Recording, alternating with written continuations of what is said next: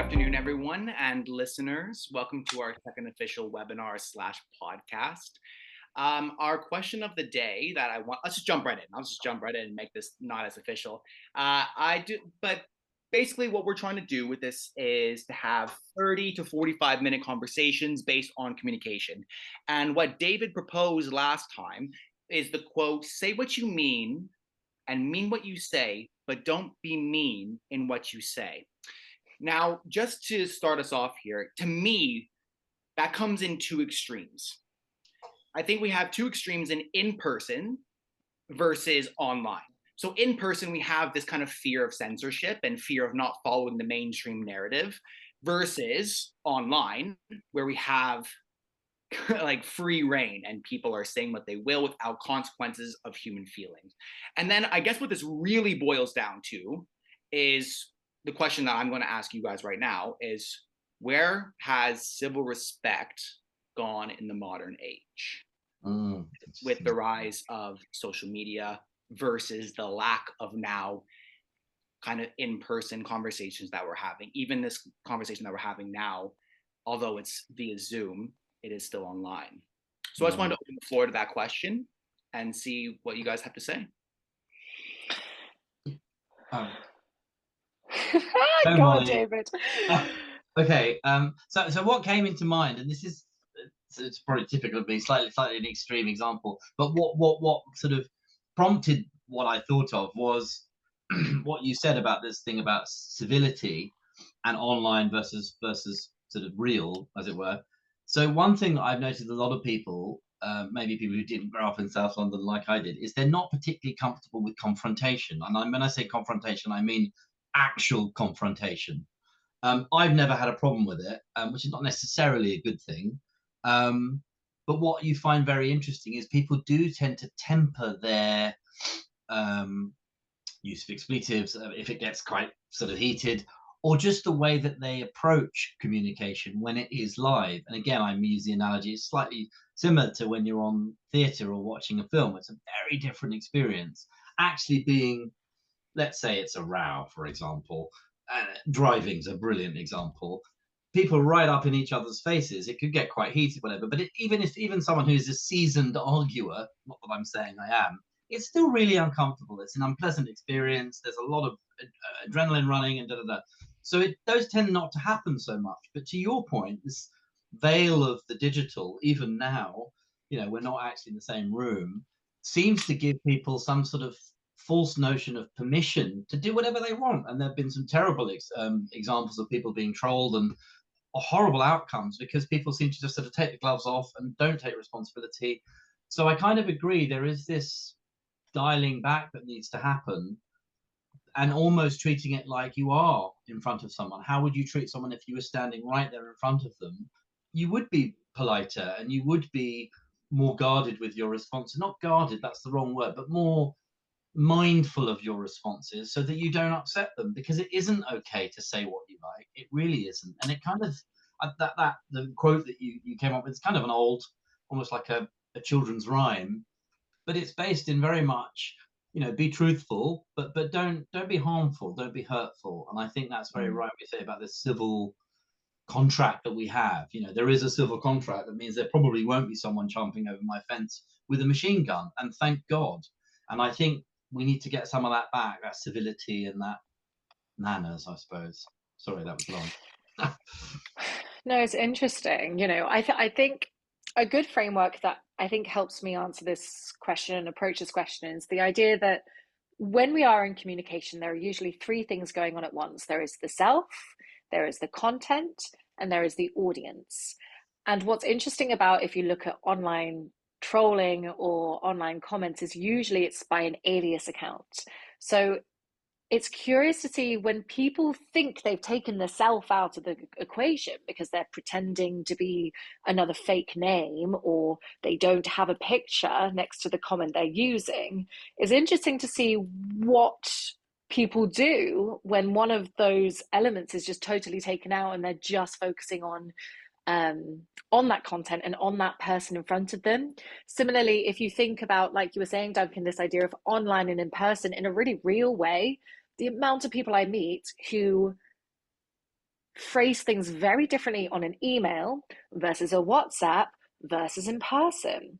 And so then you have this whole new equation almost to that triad, which is the elements at which you're speaking through, is what happens when you give feedback to someone if you're a manager in person versus when you're giving feedback over an email, where I think there's so much more education on how to be direct, and there's more acceptance on being more direct, I think, over an email usually than there is in spoken communication. So there's this interesting thing about people maybe forgetting the self or removing the self when they try to enter that point of confrontation because they're so uncomfortable with it. But then when we remove the self, we remove almost that civility or that humanity with it, perhaps. So I guess what makes people feel like, because audience, content, and self. So this basically, this inception of kind of losing respect in culture kind of came then with the rise of social media, because then you can have these aliases. And what is it, suppression? Like, what was the motivating factor? Because I know what you mean, Molly. People do make fake accounts purposefully just to troll. And are they not getting fulfillment in their life? Or did they have, was like culture, I suppose, like before social media, based in suppression culture, and now they have this unleashed, unchecked freedom that they've never had before? Like, what now gives people like the desire, like, and want to go in line and to spend their time rather than going to the pub and having these lovely conversations and like potentially having answers by dealing with it in person, versus not really getting an answer but just kind of slam dunking on people for the sake of slam dunking on people? You know what I mean? Yeah. I think it is still about this idea of what someone's relationship with themselves is will ultimately change and affect their relationship with everything they interact with in the world. And I think people making these fake aliases or fake names or whatever, they're removing the self, and then that kind of just gives them inhibition to, forget what values they may have as a human being, forget how they would approach someone in the street as Molly versus hiding behind this fake profile. And I wonder if it's an almost freedom for a lot of people. I think a lot of this comes from, it's the classic traits of bullying, isn't it? When we think about trolling anyway online. And I think for a lot of people, when they remove the self, if they have a negative relationship with themselves, then maybe they feel like they have this new freedom to say whatever they like, to act however they like, because they've forgotten and are totally out of touch with how to approach themselves with love and kindness, let alone other people. I wonder if it's that. But I don't think, I really believe there are people online who speak like this who are addicted to it.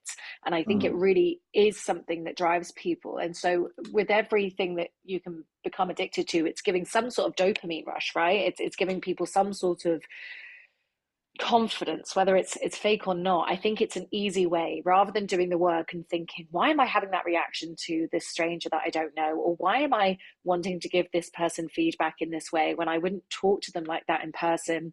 The easiest way to do that is just to not think about it and just go ahead and do it, rather than doing that deep work and ask yourself, why am I having this reaction? What is it that is bringing up on me? And can I take time to breathe into that and sit with that before reacting, versus just jumping on it? And maybe it goes back to what we were saying last week. There's this pressure for people to rush, to be so quick with what they're saying. There's not that same thought for pause before reflecting on receiving and then giving an answer. I don't know. It's I think there's some sort of addiction and some sort of rush to it, probably due to a lack of the self, a lack of care about the self. So I'll throw another curveball, both of your ways then. So if this is a new addiction and we're looking at addiction, let's say like alcohol, and it's looked in society now as a disease, for some say, and we're now having online addictions that we haven't really had time to diagnose yet, because it's such a new piece of technology that we haven't had time to have the research to then find out how addicting it is. But if now people are online and they have their speech, and we can clearly, I think we all agree that this is just not kind of the appropriate way of going about dealing with your issues. But on the flip side, especially in the UK, a lot of police are going door to door now and questioning people about what they have been saying online versus Instagram and Twitter or X now.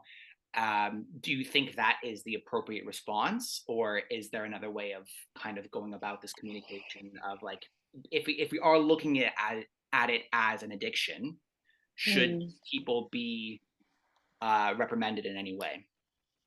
I mean, I wanted just to sort of just to intersect a little bit with what what Molly was saying. So I remember being in the pub before anyone had a mobile phone, going to the pub with my mates and having a good old laugh, and sometimes fights broke out, but not normally. But it was all a lot more visceral and a lot more innocent in many ways. And I think Molly's point is very well made.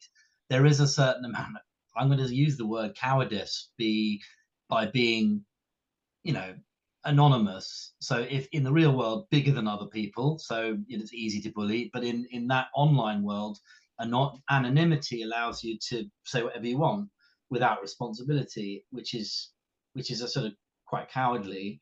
I think one of the things that came up when you were talking, Molly, as well, is this idea of we've lost the respect of language as well. And I've got a quote here from David Mamet, who's one of my favorite people in the world. Words hold a magical power to command experience. They are the tacit meeting point where desires and fears are embraced and controlled. I mean, that's a very powerful statement. I mean, and in many cultures, we can go back, words like spell casting or whatever, words have a magical power. And I think we've lost that relationship with language, which means people say what they like.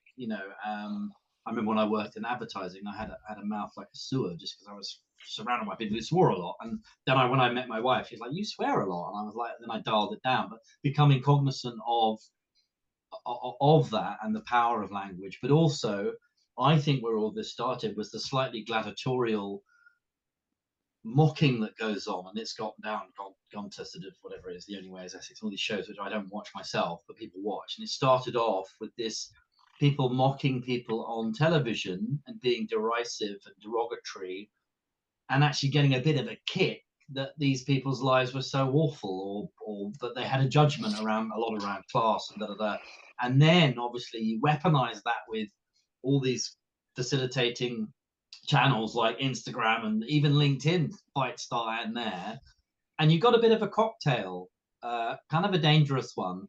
Do I think, to answer your question very quickly, people should be going house to house reprimanding people?